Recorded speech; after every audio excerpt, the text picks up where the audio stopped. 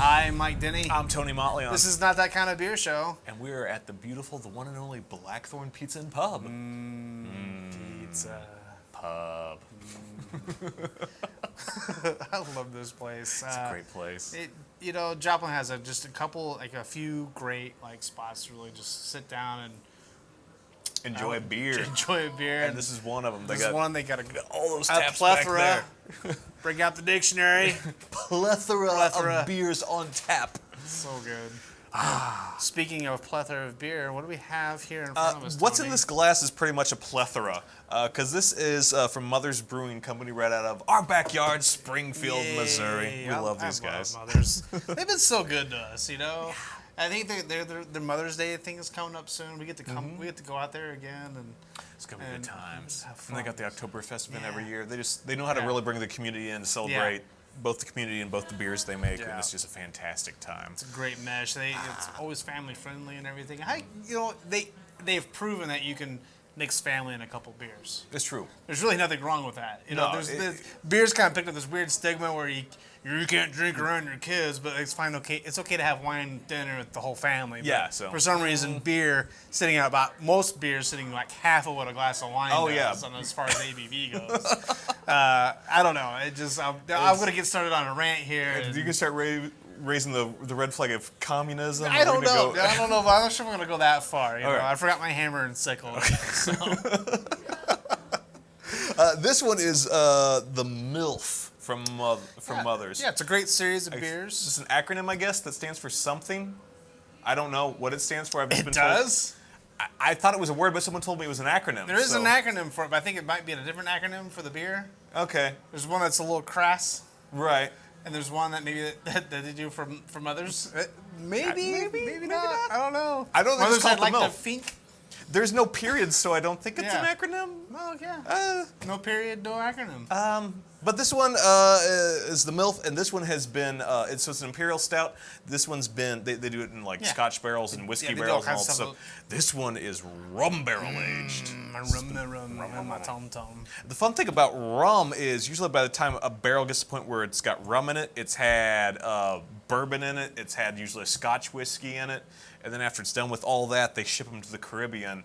And that's when they make rum. They make rum. That's how they did it. So it's coming all the way back around. The barrel this beer came in probably started in America, went overseas, and then it's all the way back here. So you're drinking the circle of life in a glass. Yo. Didn't they make rum to keep people from getting scurvy, right? Maybe. Is that what rum was for? To keep? I think it was just to keep the sailors in line. So that way they wouldn't mutiny and raise the red flag of communism over the ship. There's a reason why they did rum the way they did it. I don't know. I'm not a historian. Maybe we should at some point do that. We explore the history of all these great things that we love to ingest, especially things that get us a little bit tipsy. Yeah, tipsy's always good. Tipsy's good. I like it mildly inebriated. I want to say this I believe clocks anywhere between 10 and 14%, and you can tell. Yeah, you can tell you're not getting mildly inebriated with this one. No, this is a full-on. Yeah. It's not a punch to the jaw. No. I've had some barrel aged, whiskey barrel aged, Scotch, whatever. Yeah, those usually kind of. Woo. Yeah, this is a little more subtle, a little smoother. So smoother. It's got that sweetness that rum kind of tends to lend to things. But it doesn't have the vanilla woody punch that you'll get from a bourbon barrel age or a Scotch barrel age. It's a lot smoother. I get a lot more of just get snooty for a second. I get a lot more chocolate and raisin notes out of it compared to it tastes like a chocolate covered raisin. Oh, chocolate covered raisins. Kind of brings you that nostalgic thing of going to the movies with the family and spending way too much money on a box that barely feeds 3 people. Yeah. And then somebody sits right behind you with that box, just and they don't take the plastic wrapper all the way out. So okay. Trying to hear my film, Karen. Stop it, Karen. Trying to watch a movie. Should have brought a beer. Luckily, we have beer here. We have beer here, and you can. This would be a beer to have with a movie at home, probably. Yeah, you might snooze if you have more than one. Because drink it slowly. Take your time. Like we were talking about with wine and everything. This kind of actually sits at closer to a This is a wine level beer. You're in that 10 to 14% Yeah. range where you have a glass, you enjoy it, you take your time with it. I believe we call that a sipper, Mike. It is a sipper. It's a shipper. I'm really enjoying the. I'm gonna guzzle. I don't know, just the whole the aftertaste of it. Like a lot of the barrel aged stuff, sometimes the aftertaste is a little like, woo, what is that? Yeah. This is just good. Yeah. It's really good. I like it. I think this is the first. It's a lip smacker. This is the first rum barrel aged beer I've had. So I've never had one before. Yeah. This is both interesting and I don't know. I have nothing to compare it to. I just know I like it, but it's got me out on a limb here. It's I don't know. Yeah, it's right before. It's almost sweet enough to be a dessert beer, but you could definitely eat it with something.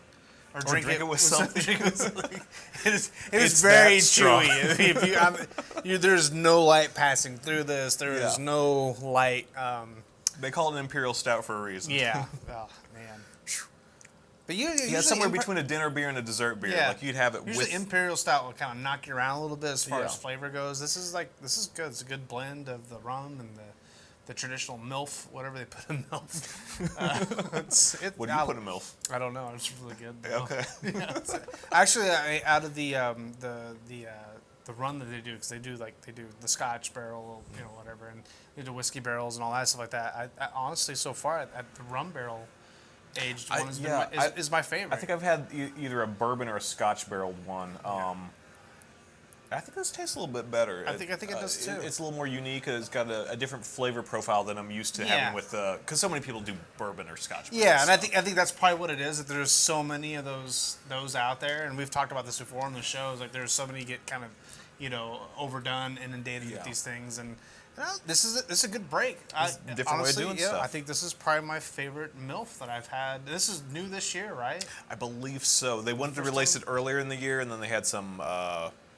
They want to make sure they got the recipe just right. That's what I love about Mothers. They will make you wait to make sure that they have a good product to put in your mouth. And it's worth the time to wait. It's really worth it. Yeah. So if you can find this, you probably can find this on Tap or on Bombers. Yeah, that would be my guess. If you can even find it now, yeah. I mean, it's going to be something you're going to find in a Bomber or on Tap. Yeah. It's not a 6-pack beer. Keep an eye out for this. Like every year, probably around this time of year, maybe late winter. Because they'll have a new yearly release of it. Yeah, because this is. I hope they keep doing this one. I hope so too. So you gonna be buying it, or you gonna be trying it? No, I'm gonna be buying this. I want to buy this, and I'm going to try. I've said this before. I'm gonna try. I'm gonna store this. I'm gonna try to save it, and let it age a little bit. Which won't happen. I'll run out of beer, or I'll just be like. Mike's aging process lasts around 2 weeks, and then. Yeah, that's pretty good. That's pretty good for me.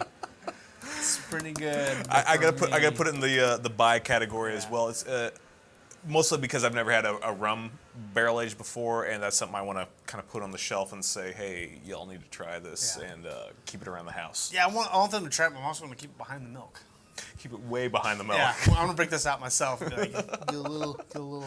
This is not for sharing. This is for you late at night after everyone's gone to bed. Just enjoy yourself with it.